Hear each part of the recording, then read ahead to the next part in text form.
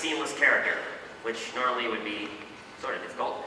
We've got a bunch of geometry here, so things like this, all nerves going in different kind of areas like so. And I'm going to go and use my freeform selection tool. I want to only select curves, and to do that I want to use the freeform tool, which is kind of lets you draw these little squiggles. So I'm going to go ahead and grab this first little curve, and going to move over here so I can see, and let's see, I want to loft, surface, do a loft, and just go ahead and extrude that like so. And we create a nice piece of geometry. Very cool being able to select like that. And so now if I go ahead and freeze this, we'll just say effect freeze the operator stack, like so, turn off all the modeling relation on that. We now have ourselves a nice little piece of geometry in there. I've created this little button called head parts. What that does is just select all the nerves, objects that are going to make the head. And I'm going to use a really neat little tool called the SCM, the Surface Continuity Manager, which I couldn't even say for a long time. If I go ahead and click on Assemble, very simple tool, click like this, and just like that, it creates a brand new piece of geometry. We'll call this head, and close this up. I can now move this off, and we've got a brand new piece of geometry. So here's the old one. Let me go to rectangle selection mode. There it is, the old geometry made up of different components, the new geometry made up of one nice solid mesh.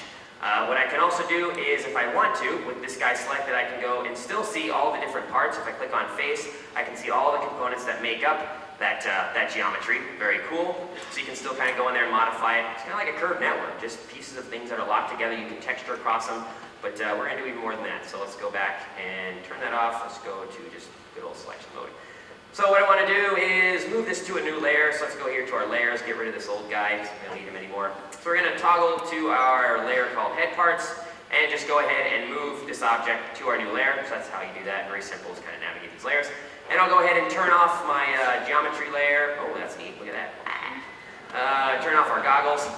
I'll leave that. And maybe transform this. You know, I want this back to like default position. So I could come in here and type like zeros and ones, or I could just come in here and say reset all transform, and it snaps it to zero. Kind of a nice little thing. Those handy tools. Okay, so now that we've got this thing back into shape, I want to turn on my grid, and I'm just going to show you a quick little deform demo while we've got it. We want to make her go underwater, so she's going to have to wear a nice little cute little swimming hat. So I've got a grid, no big whoop, and I'm just going to deform it onto her head. So if there's my grid, my good old Explorer. And what do I want to do? I want to deform. That's what I was up to. So go to, where's it at? Deform by a surface, and I'm just going to click on the head, click on there in the Explorer. We can do as well. Select object, very easy in there. And now what I want to do is go into my constraint. You know how in 3x you always have to have all your deforms based upon the y-axis, and that's really annoying? Well, if you've got now this, you can just constrain it to the deformer, and it snaps on like so. Very nice. And this isn't even BS. This is exactly how it works. Now what I can do is scale it, so now I'm scaling it on X. Using these sliders, I can position it like that. Ooh, look, she's one of them, like Mr. T. Gold. I'll just kind of snap that up like so. But actually, I want to go and unhide a curve, which is in there, and I want to fit it right to that spline right there. So I'm going to get it close, and I'm going to use a fit to curve tool. So we'll get it just about right there. Close this up. Going to go ahead and freeze this. Oops. Go ahead and freeze this up. And now I just want to do a curve. I want to modify my surface and just extend it to the curve, that curve right there. Point, cleans it up. But look what happens. It grabbed that and it kind of pulled it around like that. Remember, this started out as a grid. So you just need to tell it what boundary, which side of the grid do you want to extend to the curve. It's not, really intelligent all the time, just 99.999% of the time. Anyway, do that and it automatically snaps like so. Cool. And if I freeze this one more time, now I've got this new piece of geometry locked in there. I can modify this surface even further by using the clean tool. Who needs all this heavy geometry when we can use the super duper clean tool and clean it up just like that?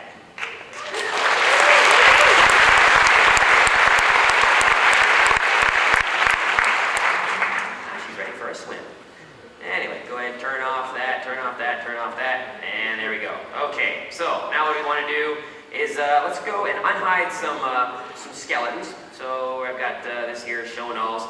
And basically what I've got here is some face animation, just using some general skeletons. Maybe I want to zoom in, we'll go full screen for a sec here. No, it's not Pinhead from Hellraiser. It's generalized skeletons in there. And I basically set up, well I didn't do this, but Chinny set up some very cool little face shapes using general skeletons. So now to envelope this, very simple, just go here, we'll go back to the main view, grab this, and we'll say, got my little null here that selects all the chains, so we'll select an envelope, go into our animate tools and tell it we want to envelope, set the envelope to this guy right there, boink, lock that in place, wait for the assignment to happen, and that's fine, we'll just keep it like so. And now if we go full screen, let's show our different weights. There's our weights on there, so you can see nice color coding. I'm not going to show you the paint tool, we saw that last year, painting weights, you can do all that still, no problem. Just a different way of looking at our weights. If I go ahead and turn off those clusters and move, we can see we've got now facial shapes on there. Let's go ahead and actually hide those skeletons, get rid of those so we can see that a little bit better. And if I zoom in, I want to show you, let's get to a little problem area. I think number 4 illustrates it best. Okay, this is cool. This is actually what's really going to happen. Notice we got this little, well, she looks Bajorn. So many Trekkie fans out there. And she's got some little, I don't know, some eye problems. So we're going to go ahead and select this. Watch this, it's going to magically disappear. And we'll go into our model surface mesh. Remember we assembled this using the surface continuity manager. Now we're actually going to apply the continuity manager. Amazing. All that stuff's gone. It's really, really cool. So now we've got some amazing stuff there, right? Pretty cool. If I go ahead and actually show my skeletons again, I can grab this null and maybe go here to where her mouth is open, pull this like so. Do that. Get some really good animation.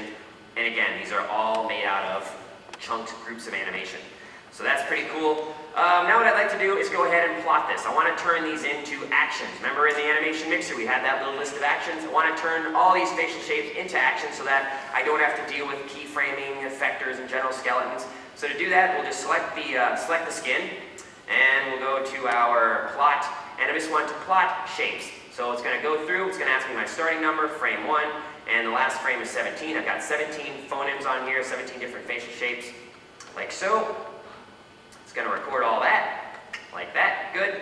And now I can actually go ahead and just get rid of those nulls. So somewhere in here I've got a delete tool, which is going to delete all my skeletons. I'm going to show you how all these little buttons work too, so don't worry. Bad phone, bad. Okay. Is that about the phone or about the tool? Because look, I have no more animation left. So why did I lose all the animation? Well, because it's now stored as poses, or actions, just like we had when I took Jacob's walk cycle, ripped all the animation out of her, turned it into good old little poses. If I go here, we won't pull it up there, we'll pull it up the animation mixer. So let's go minimal screen, turn this into the animation mixer. And now if I go and drag up my scene root on here, like so, doink, doink, open this up, I can now take a look at all my different sources. So there they all are. Every single frame, frame 1, 2, 3, 4, 5, 6, all the way up to 17, has been renamed into a very cryptic thing called envelope weight cluster shape animate action. So what I've done is I've created a script that's going to rename all these, but this isn't a big deal because basically if you work like this all the time, if you decide to just set up all your phonemes at frame 1, just keep your scripts that automatically rename them for you, and you just have to do it once.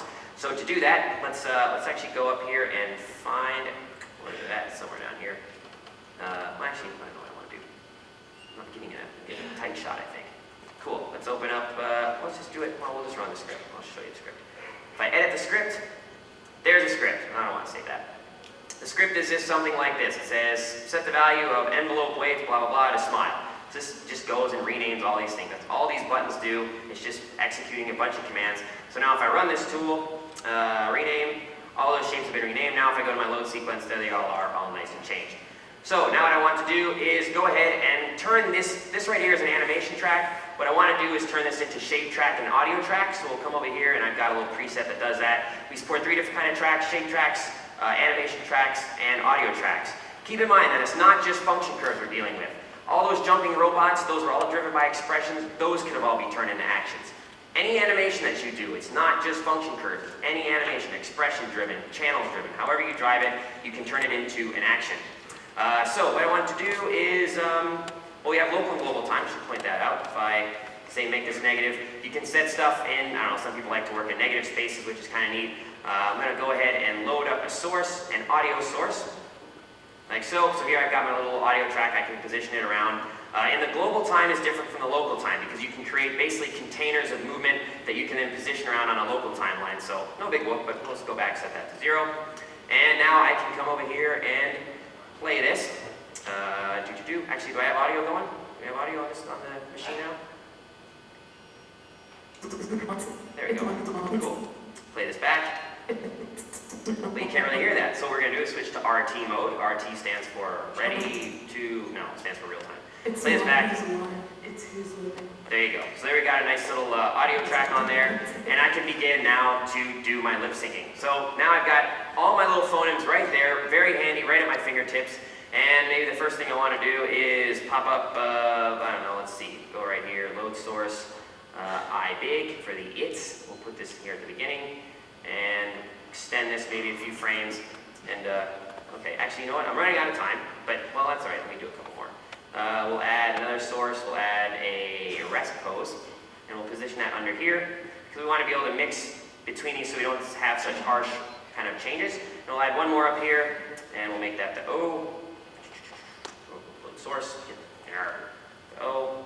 Put that in here, and maybe scale. Bring this over to here. And now, what's kind of neat, if I go, let's get her nice little camera view. So shade this up. There. You should have. Okay, so we got some animation on there. Now they're not translating, we haven't created any kind of translation curves. What we can do here, if I right click in here, we can bring up the weight mix editor, and I can control exactly, if you don't want to trust the, the auto translation tool, you can control exactly how much of the mix each slider is giving it. And let me actually get it on a shape where we can see that. Okay, so if I want, I can give it more O, or I can give it more rest, whatever, to really kind of massage that lip sync exactly the way I want it. And actually what I'm going to do here is just go ahead and delete these. And I kind of, as I was rehearsing, realized I'm going to run really long. So I've created this little thing that is going to add all my shapes for me. There we go. Isn't that nice? What a great little tool. So now what I want to do is just simply blend between all these. So I'll say blend transition tool from this one to this one to this one to this one, down to here, and then up, down this one, and here. And my mode, you can see we've got all our nice little transition tools. Play this back, maybe go full screen. It's not who's alive, it's who's living. Okay, now obviously if we render that out, we have really nice animation. Very cool. That's kind of the gist of how you can do lip syncing now in Sumatra. Really nice way. Have all those little things, kind of just stick them on there and move along. Now what I want to do is actually do something really neato. We're going to switch to a different computer. And the computer is actually behind me because it's so top